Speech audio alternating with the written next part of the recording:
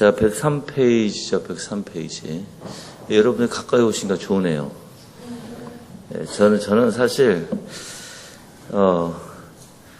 여러분들 얼굴을 안 보면 사실 강의를 잘 못하고요. 사실 이 설교를 잘 못해요, 제가. 이유가 있어요.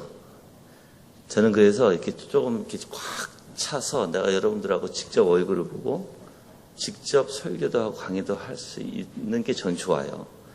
왜냐면 여러분들 내가 강의할 때 여러분들 얼굴 표현이 다 나오는 거 알죠? 그거 모르세요? 이 목사님들은 강의를 하잖아요. 설교를 하잖아요. 그럼 여러분들이 목사의 그 설교를 어떻게 듣고 있는지 얼굴에서 다 나와요.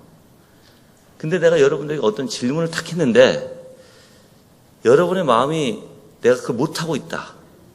그럼 얼굴 표정이 어떻게 될까요? 기뻐하지가 않아요. 진짜예요. 왜냐면 내가 못하고 있으니까. 그리고 목사가 얘기하는 그 내면이 나한테 있으니까. 그러니까는 얼굴 표정이 좋지가 않아요, 별로. 근데 그러면 이제 내가 아는 거죠. 뭘 알아요? 여러분이 사실 그걸 하고 있지 못하다는 거 어느 정도 감을 잡아요. 그래서 이제 그걸 이제 해결해 주려고 해요, 이제 그러면. 이제 어떻게 하면 그런 게 되는가? 그래서 여러분의 내면에 안 일어나는 거, 내면이 잘못된 것들을 올바른 방향을 제시해 주고, 올바로 그걸 어떻게 나갈 수 있고, 어떻게 그것을 행할 수 있는가를 가르치려면 저는 여러분들의 얼굴을 봐야 돼요. 그래서 여러분들이 가까이 와서 앉으시면 더 좋은 거예요. 왜? 분명히 나에 대해서 분명히 무엇인가 해결점을 주시고 있다는 거거든요. 그러니까 저 뒤에 가시면 내 눈이 안 좋아요. 눈이 안 좋아가지고 원래 안경을 끼거든요. 근데 안경을 끼면 이걸 또 보기도 힘들고 또 멀리 있는 거 보기 힘들어요. 그래서 저를 안경을 좀 벗고 하는데 가까이 오시면 감사하겠습니다. 자, 이제 103페이지에서 보셔서 3번에 보시면 아까 이제 1번은 뭐였죠? 1번은 선을 행하는 행동 자체. 2번은 이제 우리가 얘기했던 우리가 선을 행할 대상들. 3번은 이제 다른 사람들에게 선을 행하는 방식이에요, 이제.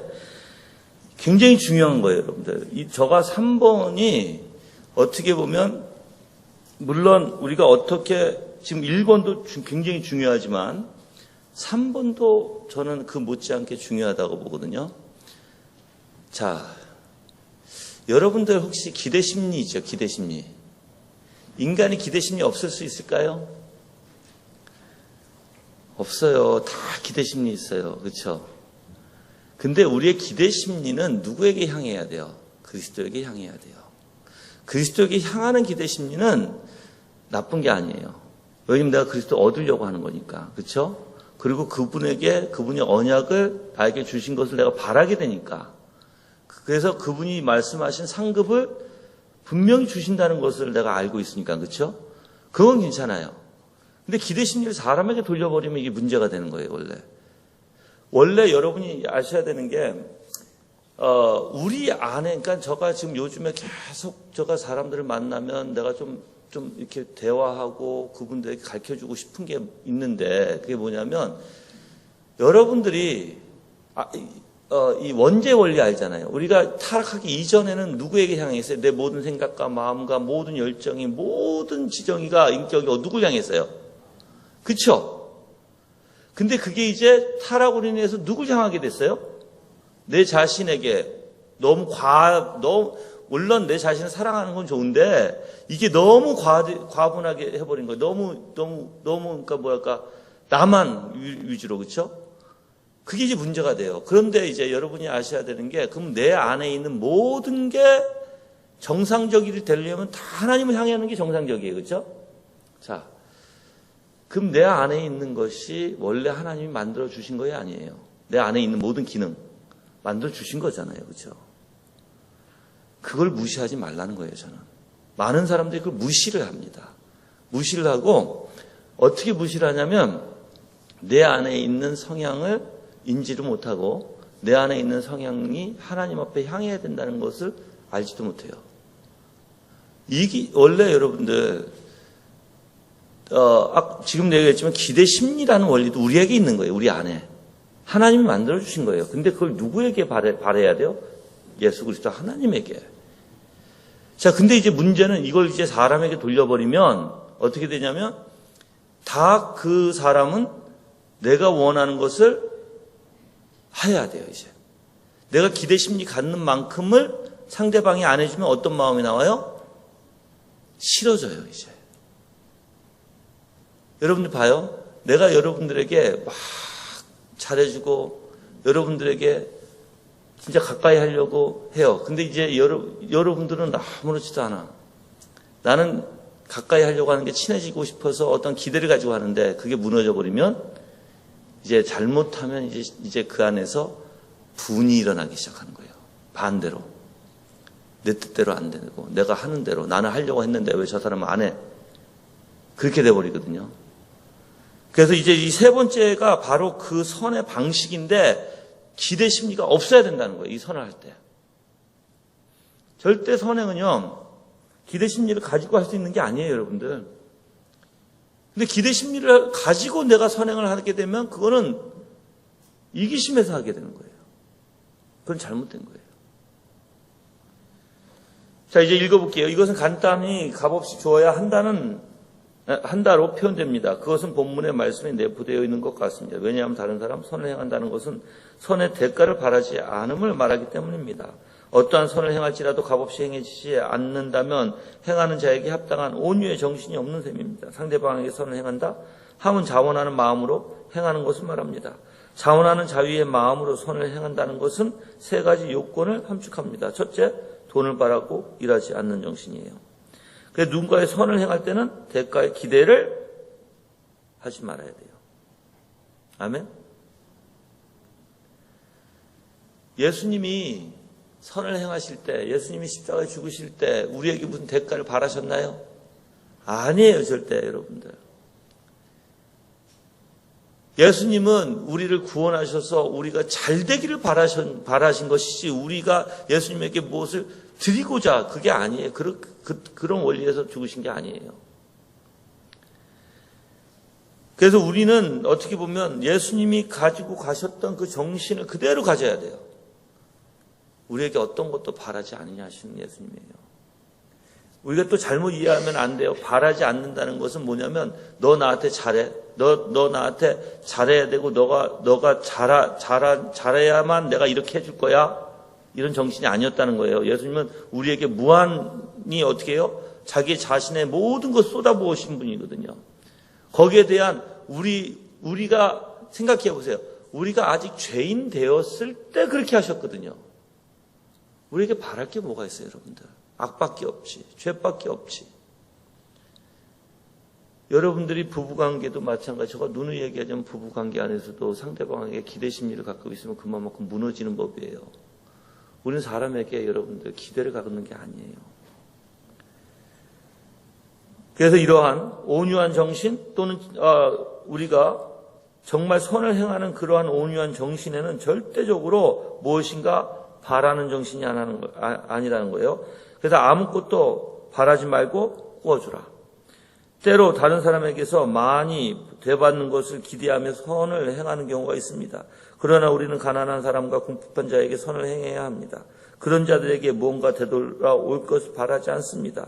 그리스도께서 말씀하신 것을 들어보겠습니다. 자, 또 자기가 청한 자에게 이르시되 내가 점심이나 저녁이나 베풀거든 벗이나 형제나 친척이나 부한 이웃을 청하지 말라. 두렵건대 그 사람들이 너를 도로 청하여 내게 가품이 될까 하노라. 잔치를 베풀거든 차라리 가난한 자와 몸 불편한 자들과 저는 자들과 맹인들을 청하라. 그리하면 그들이 갚을 것이 없으므로 내게 복이 되리라.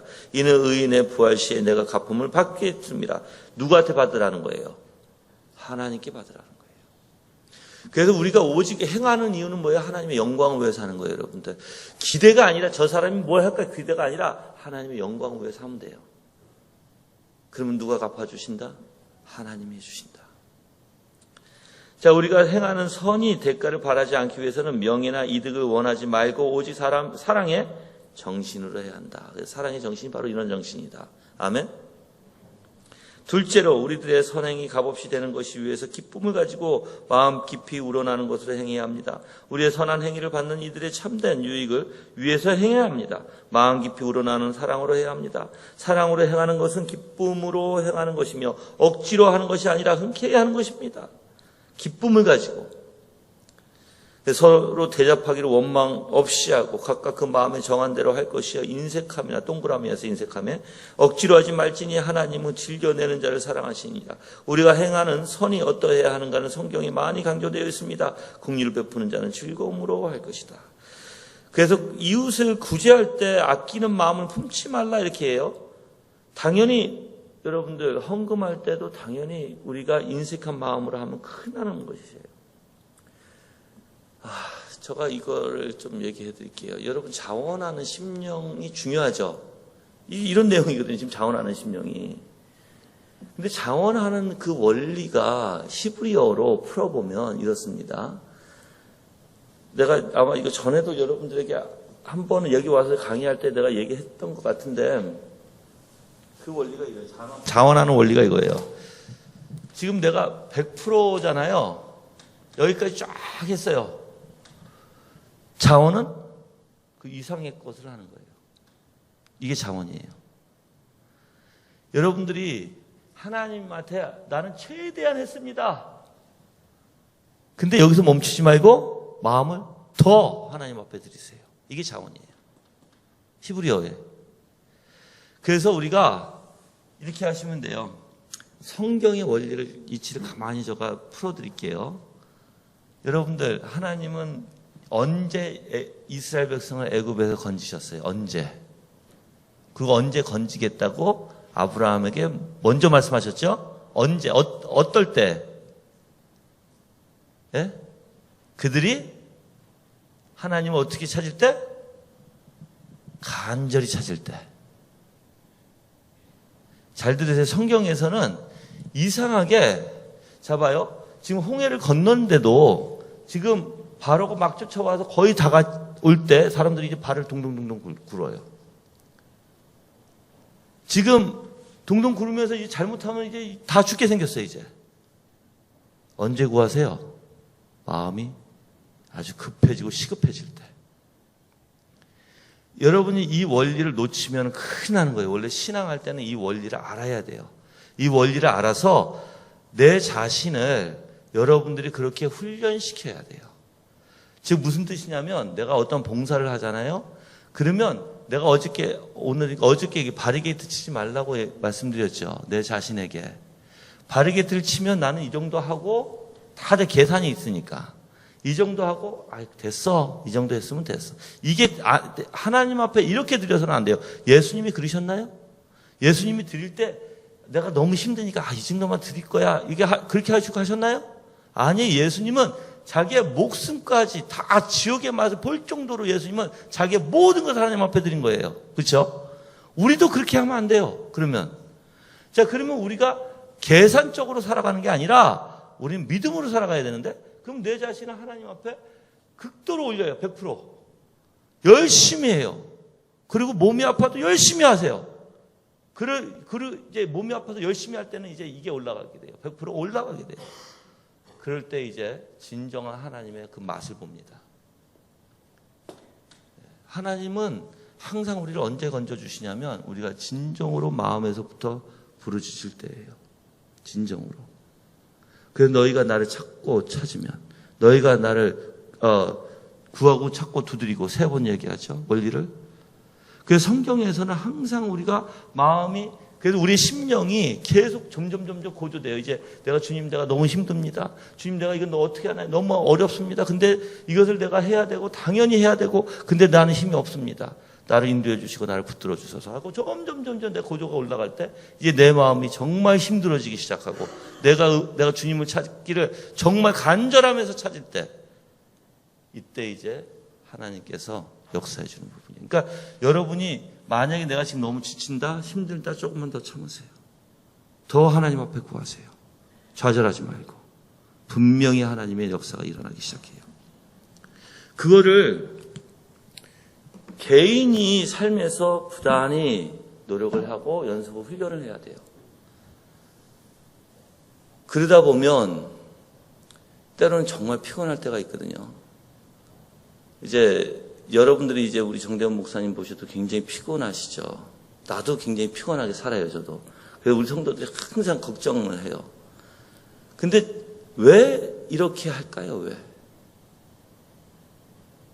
왜 이렇게 하냐면 저가 알아요. 저가 이렇게 내 자신을 쫙 상승시켜서 올라가고 내가 쉼 없이 부지런히 하나님의 일을 할 때 이제 마음에서 막 지치기 시작하고 마음에서 힘들기 시작하고 내가 원래 구하지 못했던 마음들이 막 올라오기 시작해요. 평상시에 가지지 못했던 마음들. 그 마음이 올라오면서 주님을 정말 간절히 붙들고자 하는 그 마음이 올라오기 시작해요. 그게 올라오면 저는 알아요. 아, 주님이 주실 거야. 예. 저가 때로는 깨달음이 없어서 아무리 성경을 읽고 아무리 연구를 해도 하나님 주는 깨달음이 달라요, 여러분들. 이성적으로 하는 것보다 달라요. 근데 그 깨달음이 없이 내가 한 달, 두 달 지내다 보면 이제 내 마음이 어떻게 되면 막 정말 미치도록 막 뒤집어질 때가 있어요. 왜냐면 난 그 깨달음을 먹고 살아야 되는데 그게 깨달음이라는 건 하나님의 영광을 내가 보는 거거든요, 성경에서. 근데 나한테 안 보여주실 때가 있어요, 정말. 그럼 사람이 미쳐요. 미쳐서 계속 찾게 돼요. 잠도 안 와요. 계속 신음만 해요. 너무 힘드니까. 근데 그렇게 되면 이제 너무 힘들다 하면 집사람한테 얘기를 해요. 내가 너무 힘들다 지금. 그래서 나를 위해서 기도해달라. 그러면서 이제 내 마음이 그렇게 구하면서 이상하게 그렇게 고조되잖아요. 그럴 때 내 마음에 어떤 역사가 일어나냐면 정말 주님밖에 안 보여요. 그냥 신음하면서 예수 그리스도 외에는 보려고 어떤 것도 머리에 안 들어와요. 그러면 이제 저가 마음이 어떻게 되냐면 그 안에서 평안을 느껴요. 왜? 아, 이제 주시겠구나. 근데 100% 주십니다. 정말 주세요, 여러분들. 그래서 여러분들이 그 맛을 알면 그것만큼 은혜로운 게 없어요, 또. 그래서 내 자신을 하나님 앞에 최고로 드리려고 하고 헌신하려고 하고 힘들어도 주님 앞에 무릎 꿇고 구하고 엎드려서 정말 내가 신음할지라도 그 하나님을 찾게 되죠. 그런 훈련을 여러분 스스로 하지 않으면 이제 봐요. 매번 내 중심으로 그렇게 고조되는 거 싫어요. 너무 괴로운 거 싫으니까 어떻게 돼요? 우리는 요리조리 다 빠져나가요. 그러면서 나는 하나님 은혜 안다? 정말 하나님이 그럴 때 은혜 주실까요? 이리저리 다 빠져나가면서 여러분의 방식으로 하는데 안 주세요, 하나님이 절대로. 여러분이 착각하고 있는 거예요. 그 은혜가 뭔지 모르고 하는 거예요, 그거는. 정말 이거를 아는 사람들이 있어요. 여러분들 몸이 아프고 힘들고 내가 정말 죽을 병에 걸렸다 생각해 보세요. 정말 내 마음이 찢어질 거예요. 그렇죠? 힘들 거예요. 잠도 안 올 거예요. 밤낮 울 거예요, 여러분들. 근데 이상하게 내 마음에 평안함이 몰려와. 이상하게 나한테 나도 생각지 못했던 그런 마음이 몰려오고 은혜가 몰려오고 주님만 바라보게 돼. 그때는 하나님이 나와 같이 계시다는 거 알아요. 그런 원리의 삶이에요. 그런 원리의 삶. 그게 신앙의 삶이에요. 근데 우리가 여러분들이 만약에 잘못하면 우리는 그냥 쉽게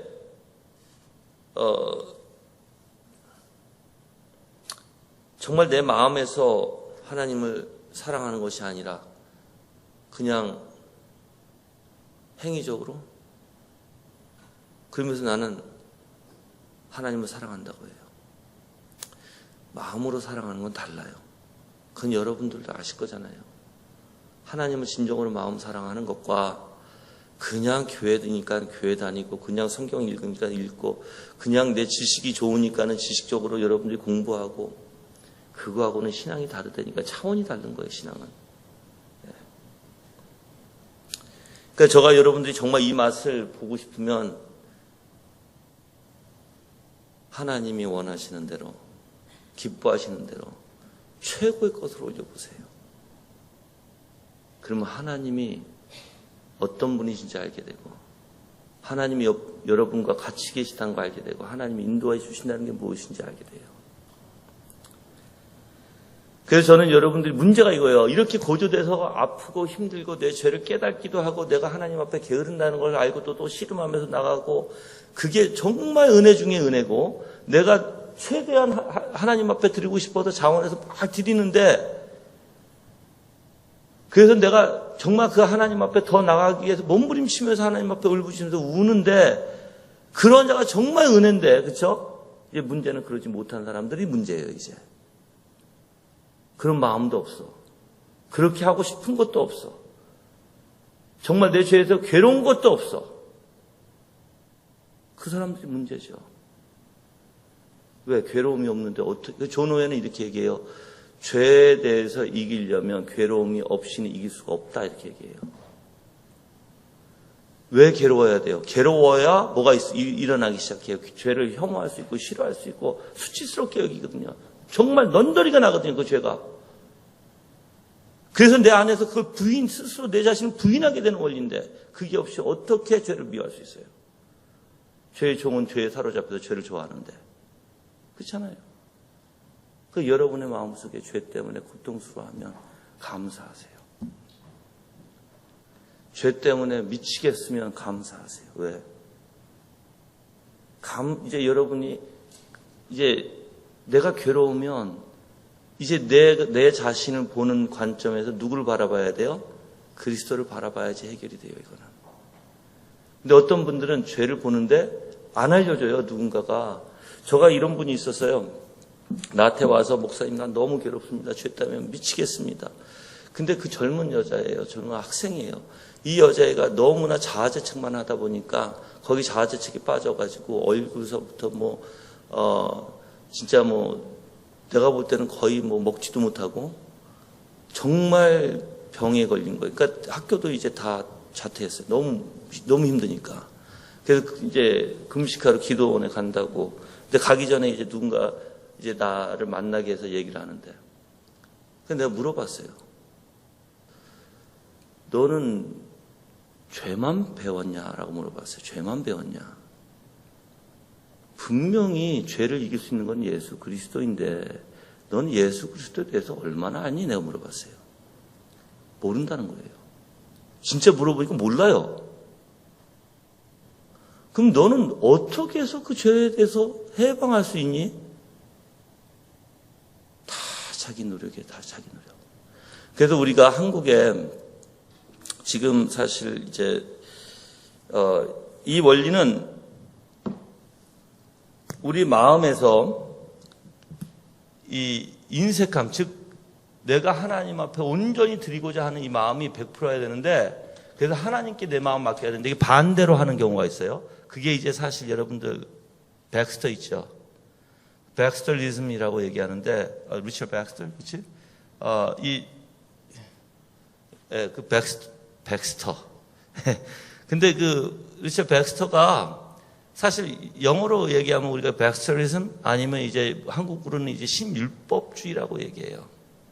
신율이 뭐냐면 바로 이제 내 자신이 하나님 앞에 100% 고조해서 그 하나님 앞에 맡기려고 하는 게 아니라 그 그리스도 앞에 나가는 게 아니라 반대로 내가 하려고 하는 거예요. 이게 신율주의예요. 신율주의는 내가 그 죄를 해결하려고 하는 원리예요. 내 의지로. 그래서 이거죠. 죄가 있으면 아프면 그리스도 앞에 나가야 되는데 나한테 값없이 주시는 그 은혜를 깨닫고 주님 앞에 나가서 해결을 봐야 되는데 신율주의는 내 자신을 보다 보니까 어떻게 돼요? 내가 이것을 깨끗이 정리하고 주님 앞에 나가려고 해요. 절대 그거 안 돼. 그거 여러분들이 아주 사소한 차이 같죠? 근데 영적으로는 어마어마한 차이예요, 여러분들. 영적으로는 너무너무 큰 차이라서 그게 거기에 신율적에 빠져버리면 사람들이 거기에 잘 나오지 못해요. 그냥 신율에 빠져가지고 자기 자신이 계속 죄만 보고 노력하고 거기서 벗어나려고 하는데 안 되는 거예요. 그리스도께 의지하는 게 뭔지 모르는 거죠. 그게 이제 백스터리즘이에요. 그 신율주의예요. 그래서 우리가 하나님 앞에 전적으로 내 마음을 드리고 내가 인색함이 없이 내 마음을 자꾸만 드리려고 어떻게 해야 돼요? 여러분이 훈련하셔야 돼요. 이 훈련이 없이는 우리가 쉽게 다른 방향으로 흘러갈 수 있습니다. 쉽게. 그래서 여러분이 먼저 뭐예요? 내가 내 자신을 하나님 앞에 최고 꼴을 드리고 그리고 열심을 다하고 온 마음을 다하고 그렇게 하나님을 사랑하다 보면 지치고 힘들 때 주님을 바라보게 되고 정말 주님만이 나의 위로가 되시고 내 이 지금 힘든 마음, 힘든 모든 것을 해결해 주실 분은 오직 예수 그리스도밖에 없다는 걸 생각하고 이제 그리스도를 이제 묵상하기 시작하고 그리스도에 간구하기 시작하고 그게 더 짙어진다는 거예요, 여러분들. 내 영혼에서. 그런 역사가 여러분들이 수시로 일어나야 돼요. 수시로. 그래야지 점점 잘하지. 이제 여기서 반대로 만약에 내가 할 만큼 하고 그냥 적당히 내 머리에서 딱 계산해서 할 만큼 하고 그러면 온 마음과 온 정성과 온 힘으로 하나님을 사랑하는 거예요? 안 하는 거예요? 안 하는 거죠. 내가 맞게끔 내가 딱 좋을 만큼만 하는 거예요, 내가. 심각하죠? 자, 세 번째 볼게요. 구제할 때도 아끼는 마음을 품지 말아야 돼요, 여러분들. 세 번째는 이제 선을 행한다 함은 자유롭고 풍성하게 행하는 것을 함축합니다. 헌물이나 선물을 준비할 때 인색한 마음을 가져서는 안 됩니다. 열린 마음과 열린 손으로 해야 합니다. 모든 착한 일을 넘치게 하라고 말씀하셨습니다. 우리가 가난한 사람에게 무엇을 줄 때는 내 손을 움켜쥐지 말고 반드시 내 손을 그에게 펴서 그에게 필요한 대로 쓸 것을 넉넉히 구워주라. 아멘. 그래서 이제 유대에 있는 가난한 성도들을 위해서 연보하는 일에 있어서 부여할 것을 바랬습니다. 이렇겠죠? 맨 처음 고린도후서 6장 9절에 가볼게요. 이것이 곧 적게 심은 자는 적게 거두고 많은 심은 자는 많이 거둔다는 말이로다. 이게 하나님의 이치예요, 여러분들. 자, 이번에 보면 이제 타인에 대한 선행을 격려하는 그리스도인의 참다운 정신.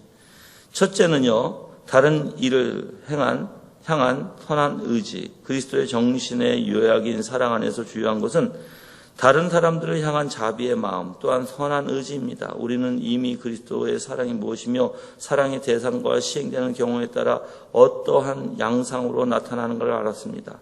특히 사랑받는 대상을 생각하여 좋은 것을 누리게 함으로써 베푸는 사랑을 자비의 사랑, 동그라미 하시고, 자, 특히 사랑받는 대상을 향하여 좋은 것을 누리게 함, 그리고 베푸는 사랑을 자비의 사랑, 또 이것을 사랑받는 대상이 누리는 선에 관한 것으로 말할 때는 만족의 사랑. 그래서 자비의 사랑은 우리가 서로 선을 도모하며 기뻐하며 바라는 특징을 가진 것, 그리스도인의 사랑의 주요한 요소이고요. 그것은 가장 진수가 돼요. 그래서 아까도 얘기했죠. 우리가 사람에게 어떤 마음으로 해야 돼요? 그 사람이 잘 되기를, 그 사람이 지금 이렇게 선을 도모하면서 그 사람이 정말 잘 되기를 기뻐해야 돼, 내가. 그래서 행하게 되는 거예요.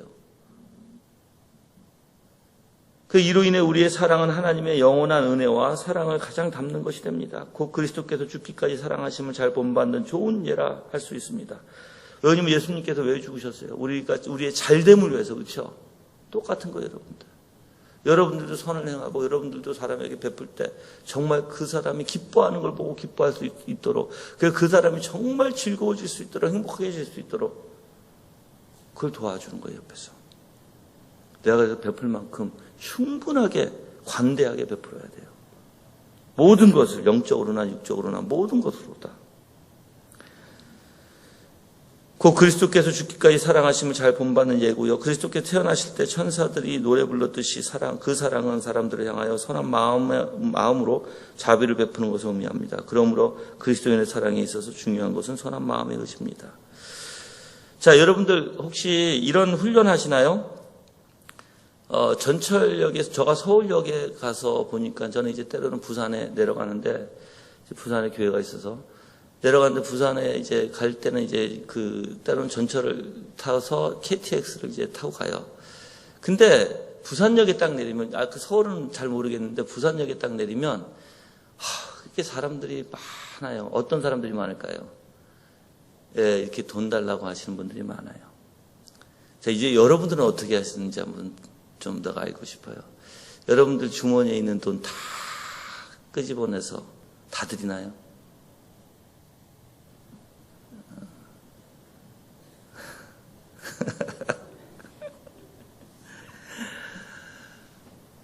한번 그분들에게 한번 물어보세요. 얼마를 원하세요? 하고 물어보세요. 만약에 그분이 10,000원이요. 그럼 10,000원을 주시면 되고, 그분이 만약에 20,000원이요. 그럼 20,000원을 주시면 돼요. 자, 이제 우리가 여러분 생각할 때 이런 생각을 하잖아요. 우리가 보통 그런 생각을 해요. 이거 주면 그 사람들이 술 먹지 않을까. 막 그렇게, 그쵸? 사실 성경의 말씀은요, 내가 해야 할 일은 내가 하라고 해요. 그들은 하나님께서 심판하실 것이고 그들은 하나님께서 해결하실 거예요. 근데 내가 선행하는 일을 내가 판단해서 저 사람이 저럴 거야 하는 것은 그러지 않았는데 그의 모습만 보고 뭐 하는 거예요? 판단하는 거거든요. 근데 판단함으로써 뭘 못하게 해요? 정말 선행을 할 것을 못하게 해요. 그거를 바라는 거 아니에요, 절대. 그건 하나님 앞에 맡기고 그 사람이 요구하는 대로 구워 달라는 만큼 관대하게 해야 돼요, 여러분들. 그게 성경적이에요. 우리가 마음대로 판단하지 마세요. 확실히 모르잖아요. 그 많은 사람들은 그래요. 많은 사람들은 그래서 내가 그 사람에게 1,000원을 줍니다.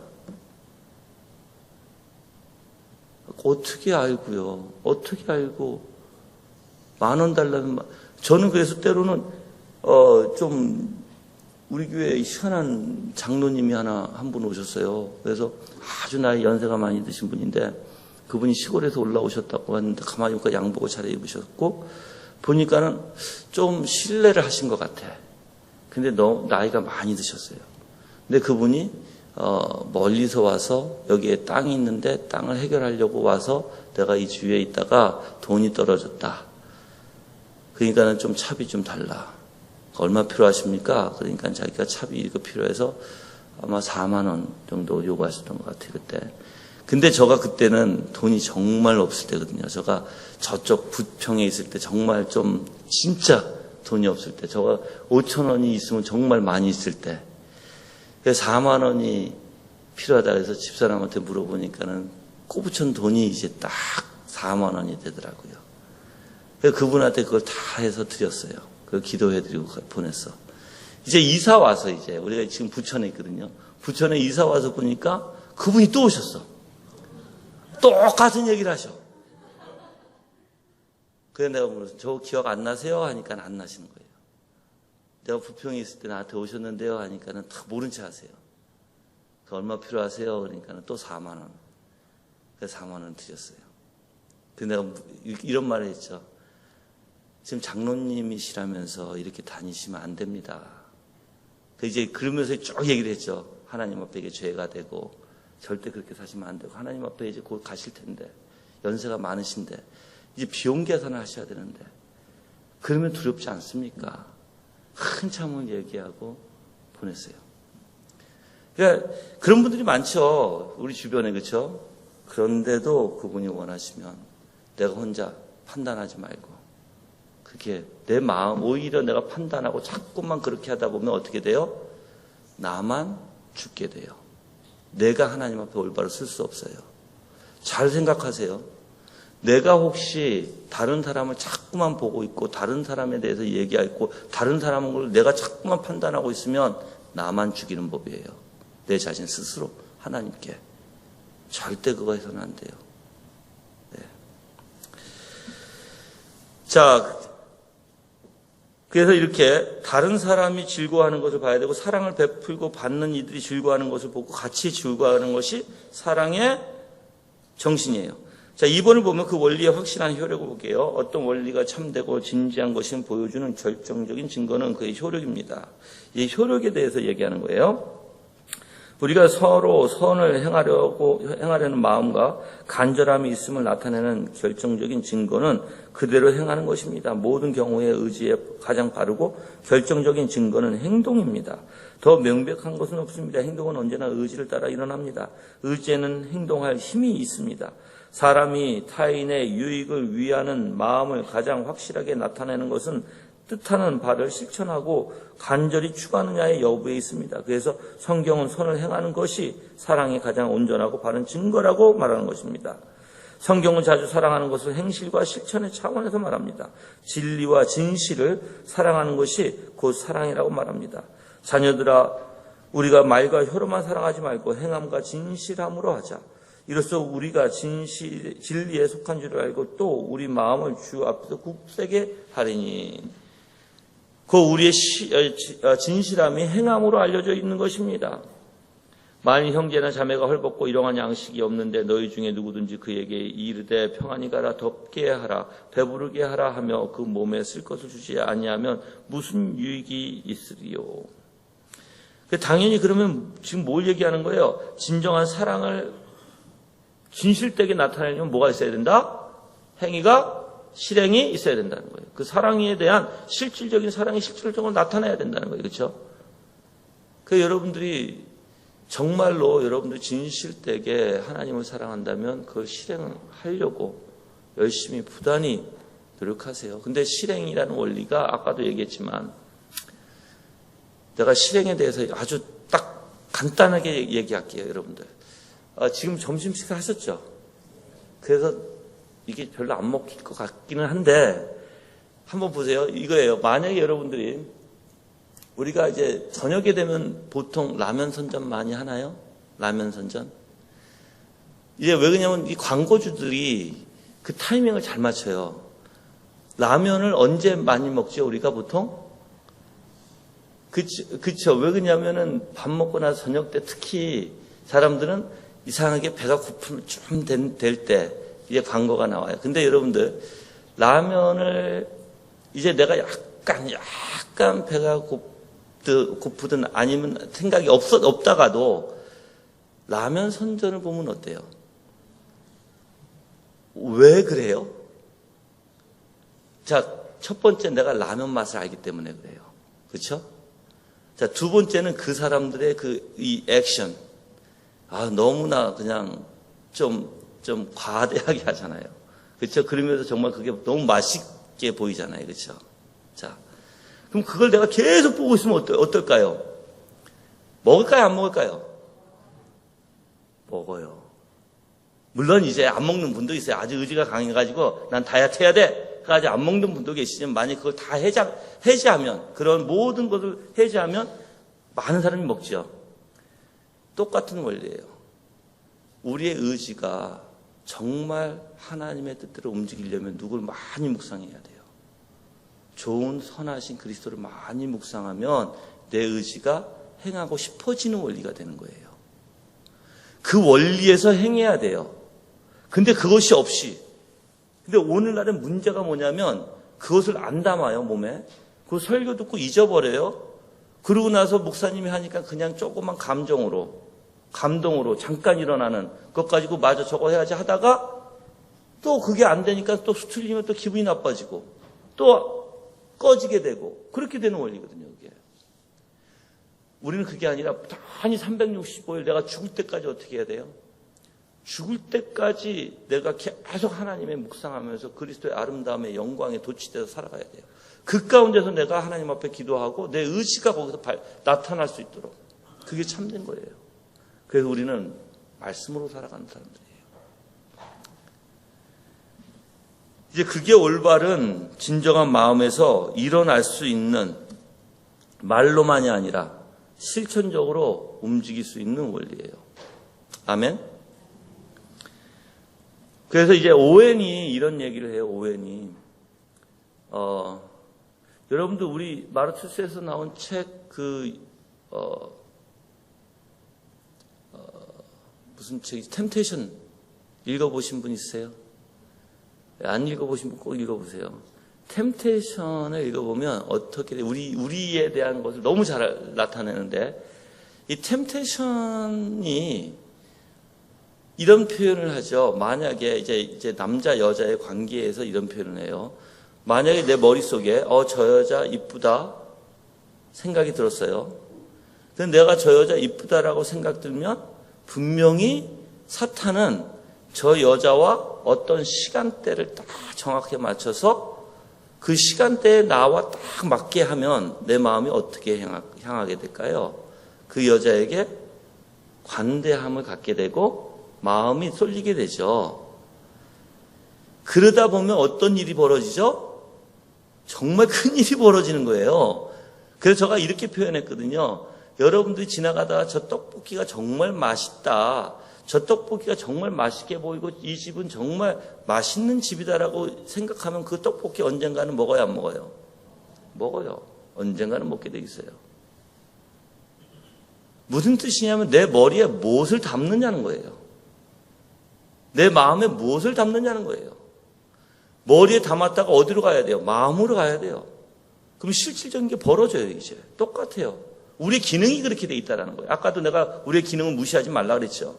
그러면 내가 하나님이 주신 이성적인 원리는 분명히 생각하게 하는 원리예요. 배우게 하는 원리예요. 그래서 사색적인 원리가 이성적에서 시작이 되죠.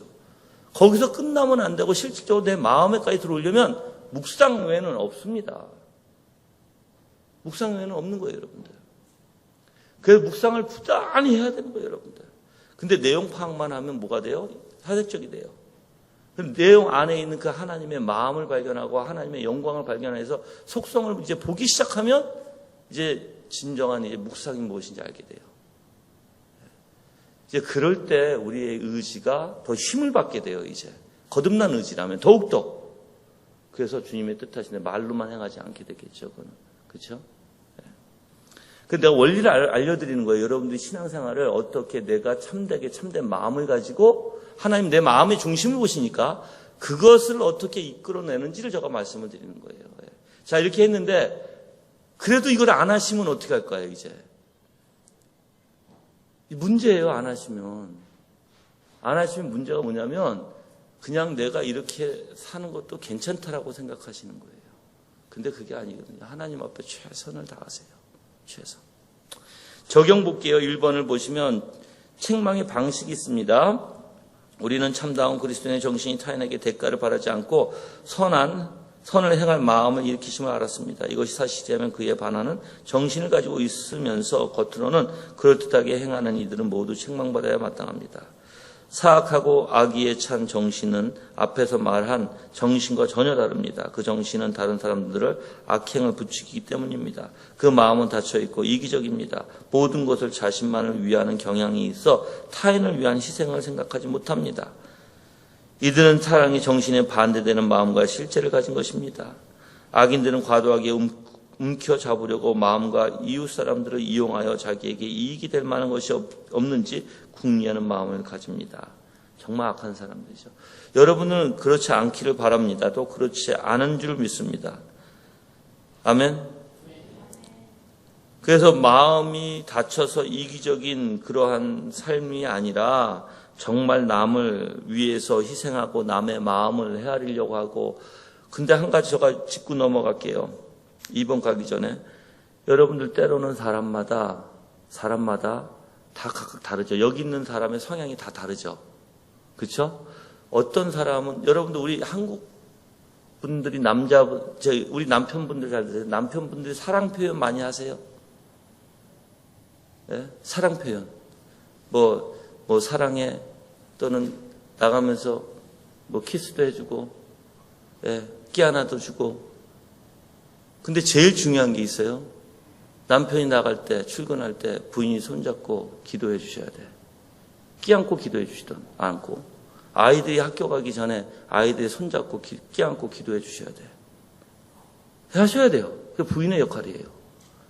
그 남편도 사실 부인을 위해서 기도해 줘야 되고. 그래서 사랑 표현을 잘 하시나요? 부산 분들이 굉장히 말이 없더라고요. 내가 부산에 내려가서 보니까 부산 남자분들이 굉장히 묵뚝뚝하고, 그래서 부산에 계신 우리 형제분들과 여기 부천에 있는 형제분들과 완전 달라요. 부천에 있는 형제분들하고 나하고 오래 있어서 사랑 표현을 많이 해요. 부인에게. 부천에 있는 분들은 묵뚝뚝해요. 내가 그분들 만난 지 얼마 안 됐거든. 묵뚝뚝해가지고 다들 그냥 진짜 말을 안 해요. 같이 있으면 내가 심심해 죽겠어. 내가. 자, 다른 말 다 다르죠? 말투도 다 달라요. 그렇죠? 자, 그러면 상대방의 말투가 나를 굉장히 거스르게 할 때가 있어요. 그렇죠? 그런 사람들이 있어요. 툭툭 쏘는 말투를 하는 사람들이 있죠? 근데 여러분들 그 사람의 말을 보지 마세요. 말에 완벽한 사람이 없어요. 뭘 봐야 돼요? 그 사람의 마음. 그 사람이 때로는 여러분들 우리가 이렇게 하잖아요. 아이들이 미운데 정말 미울까요? 말썽을 피우면 막 소리 지르는데 그 소리 지르는 게 진짜일까요? 아니잖아요. 그렇죠? 그러면 왜 엄마의 마음은 어때서? 안타까우니까, 속상하니까. 그 엄마의 마음을 읽으면 엄마가 저렇게 할 만하다는 것을 이해할 거예요. 그렇죠? 똑같아요. 절대 말에 완벽한 사람이 없어요. 사람들이 어떤 말을 하든 툭 쏘는 말을 하든 그 기분 나빠하지 마세요. 왜? 우리는 그 사람의 표면적인 것을 가지고 사는 사람들이 아니에요. 그 사람이 무엇을 한다고 해서 내가 화낼 이유도 없는 거예요. 이 세상에 내가 볼 때는 화낼 이유가 없어요. 물론 감정이 상할 수는 있어요. 그렇지만 빨리 풀어야 되고. 그 가만히 쌓아두고 있으면 안 돼요. 그래서 화낼 이유도 없는 것이고. 왜? 하나님만 바라보니까. 그리스도만 바라보니까. 그래서 그리스도를 많이 바라보는 사람은 그런 거를 웬만하면 신경 안 써요. 그래서 마음을 점검하려고 하고. 근데 사람들이 여러분들 정말 마음에서 독한 사람도 있긴 있어요. 그렇지만 정말 이렇게 우리 교인들 이렇게 보면 서로가 마음에서 악하고 이 사람을 죽이려고 하는 그런 사람은 없을 거예요. 그러려면 감싸줘야 되고, 그러려면 이해해줘야 되고, 그래서 서로가 오해 없이, 그렇죠? 누가 오해하려고 하면 옆에서 얘기해 주는 거예요. 저분은 좀 그런 성향인데 저분 마음씨는 그렇지 않습니다. 얘기를 해줘서 좀 풀어주고, 그렇죠? 그렇게 해야지 되는 거예요. 그러한 방식이 내가 서로가 연합할 수 있는 방식이고, 내가 서로가 정말 마음 상하지 않을 수 있는 방식이에요. 자, 이제 2번을 넘어갈게요. 대가를 바라지 않고 선을 행하는 선. 자, 참 사랑은 다른 사람에게 선을 행할 때 대가를 바라지 말라고 권면합니다. 그것이 그리스도의 의무이며 복음에 합당한 덕행입니다. 그것이 당연한 정신 자세를 알면 기회 있을 때마다 다른 사람들의 영혼과 육신에 유익한 것을 주려는 마음이 우리 속에 일어날 것입니다. 생존 세계에서나 영혼 세계 속에서 영혼이 잘 되기를 간절히 바라며 이를 추구할 마음이 일어날 것입니다. 선인에게나 악인에게나 감사하는 이에게나 감사를 모르는 이에게나 친구에게나 원수에게나 모든 이에게 기꺼이 선을 행하고자 하는 마음을 달라고 구해야 합니다. 아멘. 다른 이들에게 베풀고 다른 사람들을 위하여 받은 고난을 받는 일을 즐겁게 감당하는 마음을 추구하십시다. 자비로움과 선을 행하고픈 마음에 대해 일관성이 있는 기조를 유지하십시오. 그런 습관을 들이십시오. 대가를 바라지 말고 기회가 주어지는 대로 우리 힘이 미치는 대로 선을 베푸도록 합시다. 그것이 참된 경건의 진수고 하나님의 계명이 요구하는 것이기 때문입니다. 아멘. 부단히 참된 것을 알았으면, 이제 옳은 것을 알았으면 부단히 그쪽으로 향해야 돼요. 그걸 훈련해야 돼요. 안 그러면 안 돼요, 여러분들. 이제 이게 있어요. 모르고 행하는 자는 덜 맞아요. 알고 안 하는 자는 더 맞아요, 여러분들. 하나님 앞에.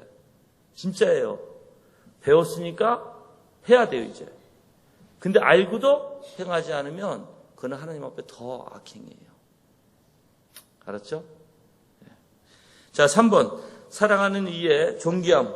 첫째, 세상에서 선을 행하는 도구로 쓰여지는 것이 얼마나 위대한 명예입니까? 그렇죠? 선을 잡아요. 세상에서 정말 하나님의 은혜 가운데 이 사람이 하나님께 쓰시고자 그 선에 행하는 도구로 내가 하나님의 손에 붙들려서 사용되는 도구라면 얼마나 큰 은혜예요. 그렇죠? 은혜 중에 은혜고 그렇게 귀한 게 없는 거예요. 그래서 위대한 명예라고 표현하는 거예요. 우리의 삶이 선을 행하는 것으로 가득하다면 하나님께서는 우리에게 세상에서 복의 근원이 되는 복을 주시기를 기뻐하시어 우리의 이름을 드높이실 것입니다. 아브라함에게 그런 복을 주셨다는 것입니다. 자, 둘째로 넘어가 볼게요. 다른 사람에게 선을 행하되 대가를 바라지 않고 행하는 것은 내가 다른 사람으로부터 받기를 바라는 대로 행하는 것에 불과합니다. 만일 다른 사람이 마음에서 우러나는 선한 동기로 우리가 궁핍할 때 도울 각오가 되어 있다면 우리는 그 사람의 정신과 행실을 높이 칭찬할 것입니다. 대가 없이 선을 행하며 수고를 감수하며 우리의 짐을 나눠주려는 그를 칭찬하고픈 마음이 일어나게 됩니다. 재난을 당한 우리를 동정하고 따뜻한 마음으로 위로하는 모든 일에 부요한 그의 마음을 우리는 높이 살 것입니다. 그 마음을 크게 인정할 뿐 아니라 그들을 크게 높일 기회를 얻어내려고 무진애를 쓸 것입니다. 그래서 기회가 오면 그를 추천하고 그가 당연히 해야 할 일을 할 것뿐이라는 식으로 깎아내리는 말은 절대 하지 않을 것입니다. 그래서 여러분이 이렇게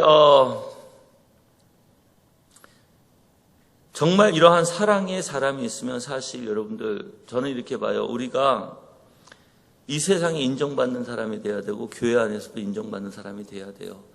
여러분이 하나님의 원리를 보면 하나님이 인정한다면 사람들도 인정하는 거 아시죠? 사람들이 인정하지 않는데 다 인정하지 않아요. 근데 내가 혹시 착각할 수 있어요? 나는 하나님 앞에 인정받아. 그건 여러분들 정말 착각이에요. 내가 정말 교회 안에서 인정받으면 하나님으로부터 인정받는다는 뜻이에요.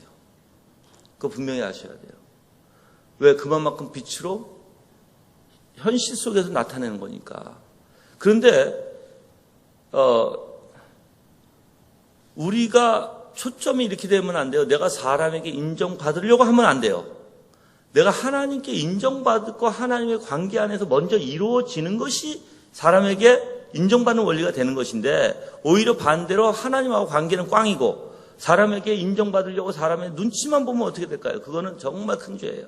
그래서 우리의 초점이 어디 있느냐는 거예요. 내가 하나님의 관계 안에 초점을 두느냐, 그래서 모든 것이 수직적인 관계에서 수평적인 관계로 이루어지느냐. 근데 우리는 보통 수직적인 관계는 상관 않고 수평적인 관계만 생각하면 큰일 난다는 거예요. 그건 신앙이 될 수 없어요. 그러니까 하나님이 사람을 세울 때 그게 참된 거예요. 모든 것이, 물질도 그래요, 여러분들. 내가 물질을 가지고 내가 성공하고 내가 세우려면 너무 힘든 것이고, 하나님의 때에 하나님의 방법으로 하나님이 세워주시면 그건 내가 정말 하나님의 관계에서 살아가면서 이루어지는 거예요. 저는 그걸 알아요. 아마 우리 목사님이 그거를 내 옆에서 이제 보시면서 아실 텐데, 저는 개척하면서 정말 모든 것이 다 없었어요. 하나도 없었어요. 지금 교회가 어떻게 보면 사람들이 교회 와가지고 깜짝 놀랄 정도로. 왜 그러냐면 여기서 어떻게 예배를 드려? 그럴 정도로. 그래서 이 강대상에 파레트였어요, 여러분들. 그 벽이 너무 추워가지고 그냥 그 유리창이 하나였어요. 그러다 보니까 너무 춥고. 그런 데서 방도 없이 살았어요. 그냥 이렇게 아이들 방하고 우리 방하고만 뭘 쳐놨느냐면 그냥 장롱으로만 가려서 했어요. 그렇게 살았어요. 몇 년간은. 근데 저의 머릿속에는 오직 진리의 말씀 선법밖에 없었어요. 저 머릿속에는. 그거 한 가지로 지금까지 살아오는 것이고. 하나님이 세워주세요. 하나님이. 만날 사람 만나게 하시고. 지금도 하나님이, 그래서 아시겠지만은 정말 하나님의 은혜 가운데 교회 부천으로 이사 갔고, 부천에서 이제 그 청라로 가요. 우리 인간이 절대 할 수 없어요. 진짜예요. 나는 경험을 해봐서 얘기하는 거예요. 내가 세우고자 하면 너무 힘든 것이고, 하나님께서 인도하심으로써 하나님이 세워주시면 너무나 나는 그냥 거기에 신경을 안 쓰니까. 내 물질에 신경 안 쓰고, 그 어떤 것도 신경 안 써요. 내 편안함도 신경 안 써요. 그냥 하나님의 관계만 생각하는 거예요. 그러면 하나님이 해주세요, 모든 걸. 사람의 관계도 다 하나님이 세워주시죠. 물질의 관계도 다 하나님이 세워주시죠. 다 하나님이 인도해 주시는 대로 이끌림을 받으면 그게 편한 것이에요. 그래서 이런 말을 해요. 하나님 믿고 하나님 의지하고 살아가는 게 편합니까? 아니면 이 세상적으로 살아가는 게 편합니까? 청교도들이 하는 말이, 하나님을 잡아야, 하나님을 의지한다는 것은 내 세상의 모든 관심을 다 하나님 앞에 맡기고 그냥 하나님과 즐거운 관계 속에서 살면 모든 것이 더해지는 거죠. 그렇죠? 근데 이상하게 이 세상 것은 내가 다 해야 돼. 내가 일을 해야 되고, 내가 뭐 해야 되고, 내가 하려고. 그러니까 머리가 아주 골치 아프고 너무 힘든 거예요. 그래서 청교도들이 하는 말이 뭐냐면, 세상으로 살아가려고 하는 게 더 힘든 것이다. 이게 그래서 무거운 짐이라고 표현하는 것이고 너무 힘든 것이다. 예수 그리스도 안에는 자유함이 있고, 정말 수고하고 무거운 짐든 자들이 누구에게 온다? 그리스도에게 와서 쉼을 얻는 것이다. 근데 여러분, 세상에 내가 하려고 살아가면 너무 힘들어요. 너무 고통스러워요. 네. 여러분이 그 원리를 알면 절대로 내가 하려고 하는 것이 아니라 누가 해주신다? 하나님이 해주시면 어떻게 된다? 주변으로부터 빛으로 소금의 역할, 빛과 소금의 역할을 한다. 빛과 소금의 역할을 하면 다른 사람들이 안다 모른다? 안다. 알아요, 분명히. 그래서 교회 안에서는 특히 인정받게 되고 하나님의 일을 특히 또한 할 수 있는 더 기회가 더 많아지겠죠. 여러분들 가끔가다 목사님하고 같이 식사하시죠? 식사 자주 하세요? 네, 정말 자주 하세요. 그러면 목사님이 이런 기도를 해주실 거예요. 이런 기도 좋아하시는지 모르겠어요.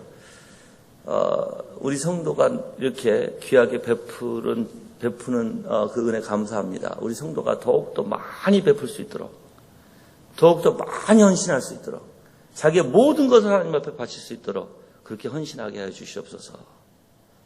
그게 복된 기도회 아니에요. 복된 기도죠. 진짜예요. 복된 기도예요. 근데 이제 예를 들어서 헌신하는 건 쏙 빼고 하나님 우리 성도에게 이렇게 베풀어 주시니까 많이 채워주세요. 그것만 하면 사람들이 아주 좋아해. 거기까지만 하면. 근데 모든 것을 다 해서 다 베풀어 주시는 은혜를 베푸소서 하면 별로 좋아하지 않는 성도들이 있어요. 근데 여러분들 다 베푸는 사람들이 되는 게 그게 은혜고 복이에요. 자, 셋째로 볼게요. 하나님과 그리스도께서 우리에게 얼마나 온유하시며 얼마나 많은 것을 베푸셨는지 숙고하십시오. 그렇죠? 하나님이 나한테 베푼 만큼 우리가 베풀 수 있어요, 없어요? 예수님이 하나님이 나한테 지금 평생 동안 베풀어 주신 그 베품을 내가 이웃에게 베풀 수 있어요, 없어요? 없어요. 그러면 나는 평생 베풀어도 살아도 모자르죠? 네, 그거예요. 답이. 하나님이 나한테 베풀어 주셨으니까 나도 베풀어야 되는 거예요. 답이. 그래서 숙고하라는 거예요. 여러분들 여기서 숙고하라, 생각하라 하는 것은 묵상하라는 거예요. 그래서 그게 하나님이 나한테 어떻게 해주셨는지 묵상하고 나 또한 어떻게 해야 된다? 깊이 묵상하면 감사가 나오게 되고 나도 당연히 베풀 수밖에 없는 원리가 되는 거예요. 그래서 내가 부족한 것을 주님으로부터 어떻게 해야 돼요? 채워 넣어야 되는 거예요. 그 원리를 꼭 잊지 마세요. 그래서 하나님과 그리스도께서 이 세상을 위해 베푸신 은혜는 정말 위대합니다. 우리는 아침마다 새롭게 하시는 하나님의 긍휼을 받습니다. 그래서 우리가 매일 아침 새로워집니다. 우리가 존재하는 날 동안 그런 일은 그치지 않을 것입니다. 하나님께서 베푸신 선하고 위대한 일들은 우리 영혼의 선을 위하여 신령합니다. 하나님께서는 이 세상의 어떤 나라에 속한 것보다 더 가치 있는 것을 우리에게 주셨습니다. 우리에게 줄 수 있는 가장 위대한 선물로 사랑하는 독생자를 주셨습니다. 그리스도께서는 우리를 위하여 큰 일을 하시고 고난을 받으시어 죽으심으로 우리를 위해 자신을 내어주셨습니다. 지금 다시 어디로 끌고 가는 거예요? 내가 만약에 이렇게 베품을 못하면 이런 것을 생각하라는 거예요. 그래서 이렇게 다 표현하는 거예요, 여러분들. 모든 일을 억지나 인색함으로 하지 않으시고 우리에게 어떠한 대가를 받으시지 않았습니다. 모든 일을 값없이 행하셨습니다. 주님은 우주 전체를 가신 부요자이십니다. 부요하신 이로써 너희를 위하여 가난하게 되심은 그의 가난함을 말미암아 너희로 부요하게 하려 하심이라. 아멘. 그래서 우리가 예수 그리스도의 마음을 품는 게 부요함이에요. 예수 그리스도의 정신으로 가득 차는 게 부요한 것이에요. 영광 중에 영광이죠. 회개하고 그리스도께 돌아온 사람들에게 하나님께서 행하신 일들은 얼마나 위대합니까? 죄에서 우리를 구원하시고 의롭다 하시고 거룩하게 하시고 왕 같은 제사장이 되게 하시고 더럽지 않고 쇠하지 아니하는 기업을 있게 하십니다. 그 일들이 정말 얼마나 위대한 일입니까? 우리가 악하고 온해도 모르고 하나님의 진노를 받을 자리에 처하여 있을 때 하나님께서는 우리를 위하여 그 일을 하셨습니다. 아멘. 참 그래서 보면 부끄러워요. 내가 하나님 앞에 얼마나 베풀고 있는지, 이 세상 사람에게 이웃에게 얼마나 베풀고 있는지. 하나님은 나한테 오늘도 베풀어 주셨는데 정말 창피하죠. 예. 자, 넷째로 다른 이들에게 값없이 선을 행하는 사람들에게 얼마나 위대한 상급이 약속되어 있습니까? 자비로운 자에게 주는 의로우심을 나타내시며 성경 전체를 보면 이 세상이나 온 세상이나 남에게 자비를 행하는 이들에게 많은 약속을 주십니다. 주님께서도 이 세상에서 주는 것이 받는 것보다 복이 있다고 선언하셨습니다. 넘치도록 주는 것이 받는 선물로 부유하게 되는 것보다 더 복되다고 하십니다. 다른 사람에게 선을 행함으로써 주는 것은 잃어버린 것이 아닙니다. 왜 안 그래요? 자, 이제 여러분들 한번 볼게요. 하나님은 분명히 여기서도 얘기하지만 하나님께서는 분명히 내가 이 땅에서 하나님의 은혜 가운데 이 세상에 하나님의 영광을 나타내고 살면 하나님이 그걸 가만두세요? 아니에요. 나에게 뭘 주세요? 상급을 주세요. 충분한, 그렇죠? 그러면 우리가 이 땅에서 하는 모든 헌신은 또 구제는 다 하나님께서 어떻게 하세요? 여기에 대한 분명히 여기에 대한 것을 상급으로 주세요. 그래서 우리가 이 땅에서 하는 것이 분명히 우리는 천국의 하나님의 나라에 분명히 상급 받을 거 아시죠? 한번 이렇게 볼게요. 이 위에 있는 이 상급, 이 위에서 나한테 주시는 이 상급이 이 땅에서 받는 것보다 더 위대해야 안 해요? 더 위대하죠? 자, 봐요. 여러분들 만약에 여러분이 10원을 주고 1억을 받으면 할 거예요, 안 할 거예요? 예? 할 거죠? 예. 이렇게 얘기하니까 너무 좀 현실적이죠? 너무 마음에 와닿죠? 자, 그러면 내가 이 땅에서 하나님 앞에 그 은혜로 내가 10원을 들여서 값으로 따지지 못하는 그 영광을 내가 받는다면 어떨까요?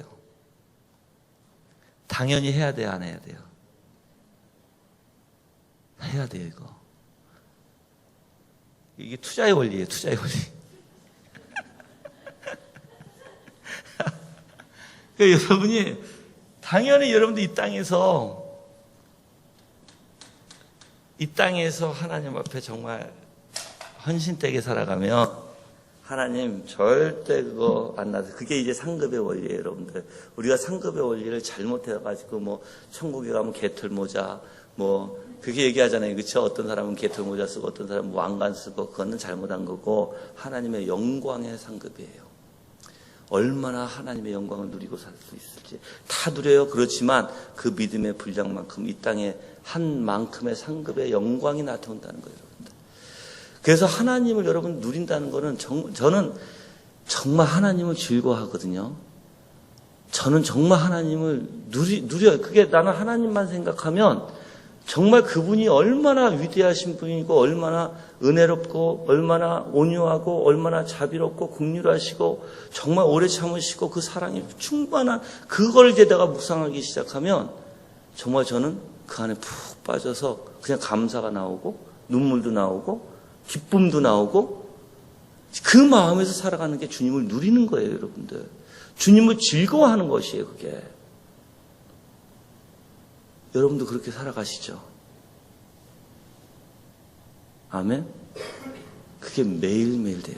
매일매일. 매일. 네. 정말 그래야 돼요, 여러분들. 자, 맨 밑에 이제 내려가 볼게요. 109페이지에 이제. 이상하게 하나님의 섭리는 이렇습니다. 이건 하나님의 섭리를 좀 이야기하는 것인데 심지어 중생하지 않아도 이렇게 주시는 자는 하나님께서 일시적인 큰 복의 상급을 주십니다. 중생하지 않은 자들도 이렇게 베풀면 땅에서. 그게 어떤 원리예요? 심는 대로 거두는 원리예요, 여러분들. 이게 하나님의 원리가. 그래서 여러분들 이렇게 오해하면 안 돼요. 제가 한국에 와서 또 하나 배운 게 뭐냐면 많은 사람들이 막 기도해요. 주님, 내가 지금 이 사업이 지금 잘 될 수 있도록 지금 주님께서 인도해 주세요. 막 기도해요. 이 사업이 아주 잘 됐어요. 그래가지고 막 하나님 앞에 막 그냥 내가 기도가 이렇죠. 뭐 보통 하나님이 사업이 잘 되면 내가 얼마나 헌금할 거고 막 그래요. 그래서 잘 돼가지고 이제 진짜 뭐 헌금하기도 해요. 그렇죠? 근데 나는 이 기도 좀 의심해 봐야 될 것 같아요. 이 기도. 왜 그러냐면 물론 하나님이 주세요. 근데 만약에 심는 대로 거두는 원리예요. 그래서 내가 이 사업을 하기 위해서 막 열심히 해서 하다 보면 만날 사람도 만나게 되고 또 사업도 하게 되고 하나님께서 정말 인도해 주심이 있어요. 그런데 희한하게 이 사업으로 인해서 하나님과 나와 관계가 멀어질 수 있어요. 마음으로부터. 이거는 나에게 복이 아니라 저주예요, 저주. 이거는. 그래서 이거를 감안하지 않고 한다면 큰일 나는 거예요, 이거는.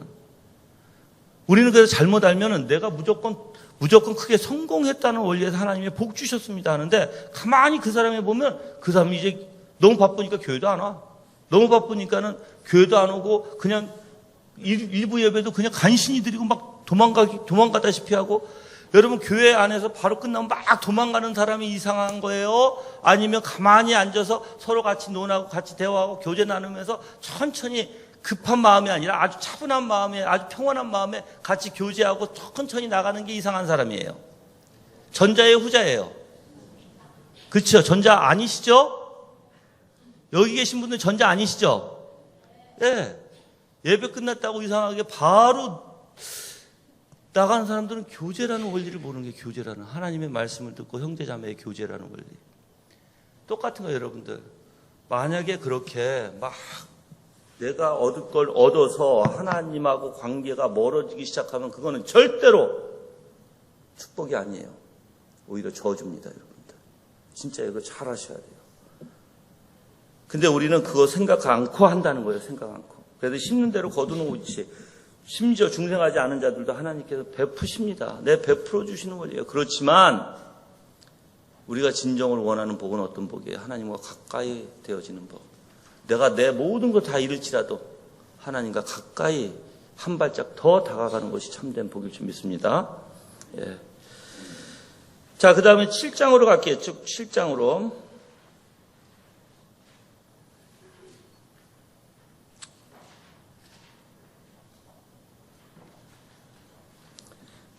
한 가지 저가 짚고 넘어갈게. 110페이지에 두 번째 단락에 한번 볼게요.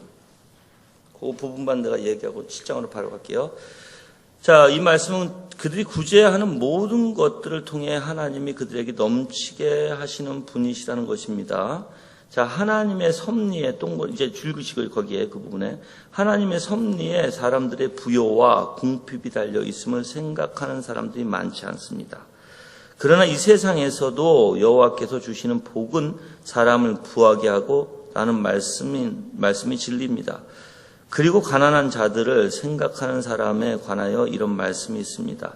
가난한 자를 보살피는 자에게 복이 있으며 재앙의 날에 여호와께서 그를 건지시로다.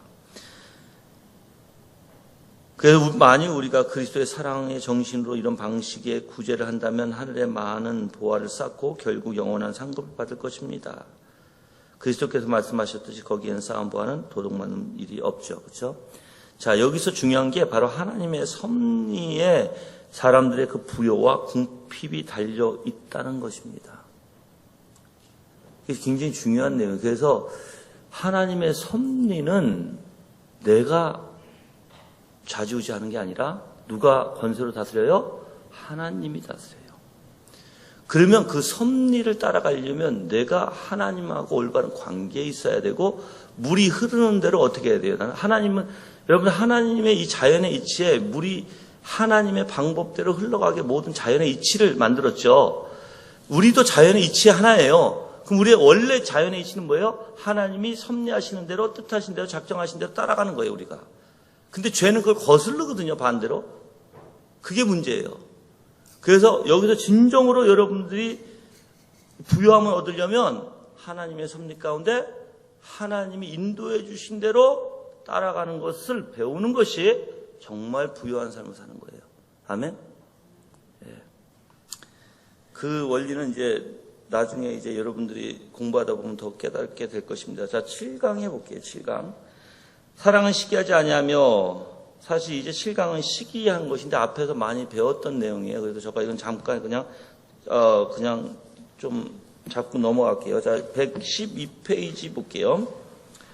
여기서 이제 다루는 것이 뭐냐면, 맨 위에 볼게요. 사도는 다른 사람들의 소유한 장점이 어떤 것인지 시기하지 않음이 사랑의 본질과 성향이라는 것을 선언합니다. 이렇게 얘기하죠. 그래서 시기가 있으면 사랑이 아니에요, 이거는. 반대로 시기하지 않는 것이 사랑의 본질과 성향입니다.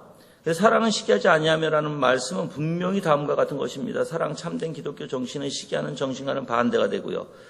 이 주제를 이제 세 가지로 나눕니다. 첫 번째는 시기하는 정신의 본질이 무엇이고, 둘째는 그리스도인의 참다운 정신은 어떠한 점에서 시기하는 정신과 반대되는가, 셋째는 이 교리의 이유와 증거는 무엇인가. 첫 번째를 보시면 시기는 다른 사람과 자신을 비교하여 다른 사람의 소유나 행복에 대해 불만을 표시하고 그것을 반대하는 것이라 할 수 있습니다. 비교해서. 그 비교하는 게 문제예요, 지금 여러분들. 비교하는 게. 근데 우리는 항상 비교의 정신이 있어요. 우리에게는. 그 시기하는 사람은 그 아이들이 보통 해야죠. 아이들은 엄마는 왜 자꾸만 저 다른 애들하고 나하고 이렇게 비교해? 그렇죠? 아이들이 비교하는 게 굉장히 싫어. 근데 자기네들 비교하면서. 걔네들 비교해요. 어떻게 비교해요? 다른 엄마는 안 그런데 왜 우리 엄마는 그래? 그럼 너는 왜 비교하냐 나를? 내가 우리 아이들 때문에 알아요. 우리 아이들 때문에. 내가 우리 아이들이 얼마나 공부하는데요. 예. 자, 그래서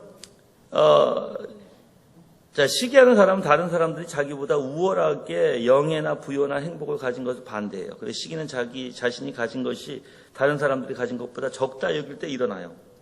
내가 부족하고 내가 모자르다 할 때, 그럼 이제 한 가지, 내가 시기가 일어나게 되면 내 머리에는 뭐예요? 이미 내가 저 사람보다 적게 가졌다. 지식도 마찬가지예요, 여러분들. 부여도 마찬가지고 인격도 마찬가지고 다 그래요, 여러분들. 어떤 사람이 나보다 더 좋은 인격을 가진 것 같으면 비교해서 시기 질투가 일어날 수 있어요. 저 사람 보니까는 여러분들 이런 분이 있잖아요. 아주 정말 우리가 지금 사실 우리 목사님하고 나는 안 그런 거예요. 배가 나와가지고 어떤 사람은 아주 양복을 입어도 착 떨어지고, 그러니까는 이제 아주 건장하고 그 양복을 입으면 너무 이쁜 사람도 있잖아요. 그렇죠? 탁 떨어져서 완전 젠틀맨 같이 딱 보이는 사람, 그렇죠? 그런 사람들 보면은 나도 눈길이 한 번 더 가요. 남자끼리 이렇게 눈길이 한 번 더 가요. 왜? 너무 멋있으니까. 근데 나도 이제 흉내를 내려고 좀 이렇게 하는데 배가 나오니까 도저히 이게 안 되는 거예요, 이게. 안 돼요, 이게. 옛날 같지가 않아. 그래서 지금 아예 포기를 했지만 그래도 때로는 그렇게 비교성이 나온다는 거예요. 그게 기본적으로 우리에게 가지고 있어요. 근데 이제 당연히 비교하는 것은 죄가 안 되는, 어떻게 죄가 돼요? 이제 그걸 질투하고 시기할 때가 이제 문제가 되는 거예요. 예. 그래서 우리가 이제 사실 사람들이 하나님이 주시는 원리는 잡아요. 이제 남자들의 원리를 좀 제가 여자분들에게 알려드릴게요. 이쁜 아가씨 있으면 우리 남편은 고개를 돌려서 보는 것 같다. 손 들어보세요. 우리 남편은 이쁜 아가씨가 있으면 조금 눈짓을 쫙 옆에